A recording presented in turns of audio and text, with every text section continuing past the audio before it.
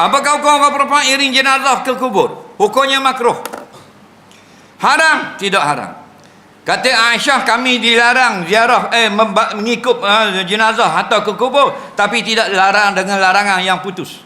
Maksudnya larangan itu larangan ringan, larangan makruh saja. Dengar baik-baik puan dah. Kalau berlaku kematian, atau ke kubur lain hukumnya, ziarah kubur lain. Kalau mayat baru nak usung ramai-ramai awak pergi kubur, makruh puan atau.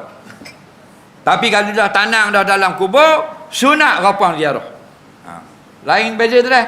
Atau hari mati lain makruh, tanang dah pergi ziarah sunat. Kata kau yang mengatakan sunat. Okey? Jadi atau ramai-ramai tu jadi makruh. Kerana apa? Kerana ramai, biasa je ramai orang laki-laki. Rupang dia gitu, kalau kau ramai lelaki kau galak dia. Jadi masalah duduk bicu dengan mulut bicu dengan baju ketak macam-macam peseng, kopek sembong. Kawan tu duduk pikul jenazah, nak lakuh batu nesang, tengok ke kopek dia berbau jatuh dalam tu. Faham lagi? Jadi masalah. Kawan tu mati bini dah bang kobi. Jadi masalah. Dah kalau nak pergi sana kita tengok juga, berani nak duduk dah ni, duduk jauh kalau nak pergi juga. Nak pergi juga, jangan ikut masuklah kubur. Tengok di pagar kubur dari jauh. Faham lagi?